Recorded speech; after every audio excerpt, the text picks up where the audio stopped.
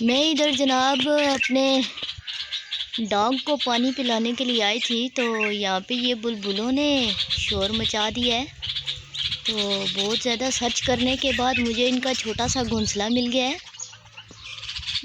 میں کوشش کر رہی ہوں کہ یہاں سے نظر آ جائے، لیکن یہ کوشش مجھے کامیاب ہوتی نظر آ گئی ہے۔ یہ ہے جناب بلبلوں کا گھر۔ 4x4 میں نے کیمرہ رکھ دیا ہے، لیکن ابھی بھی کیمرہ اس کو کیپچر جو ہے بہت مشکل سے کر رہا ہے۔ بلبلوں کو اپنا خطرہ پڑا ہوا ہے۔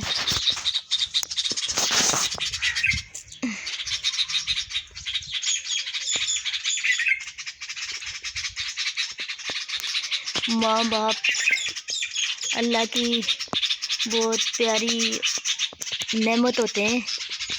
دیکھیں جی، میں تو اپنے ڈاگ کو پانی پلانے آئی تھی، لیکن ان کو فکر لگی ہوئی ہے شاید میں ان کے بچے کو جو ہے وہ کوئی نقصان دینے والی ہوں۔ ہمارے گھر میں پرندے بہت زیادہ رہتے ہیں، ٹھنڈی چھاؤں ہوتی ہے نا، تو پرندے جو ہیں وہ کافی مقدار میں ہیں یہاں پہ۔ یہ ہیں جناب بلبلیں، ان کو یہ خطرہ ہے کہ شاید میں ان کے بچے کو کوئی نقصان دینے والی ہوں۔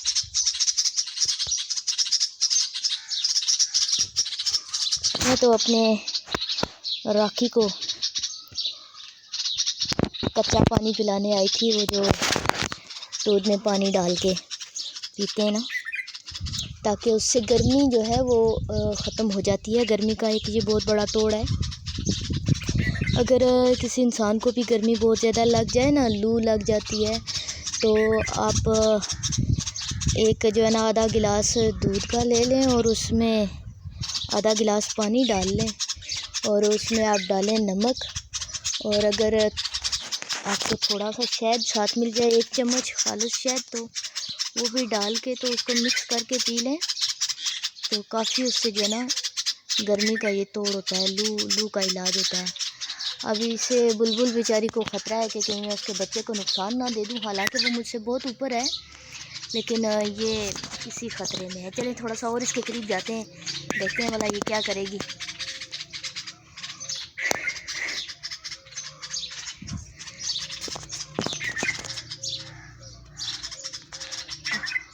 نہیں، مجھ سے کافی اوپر ہے۔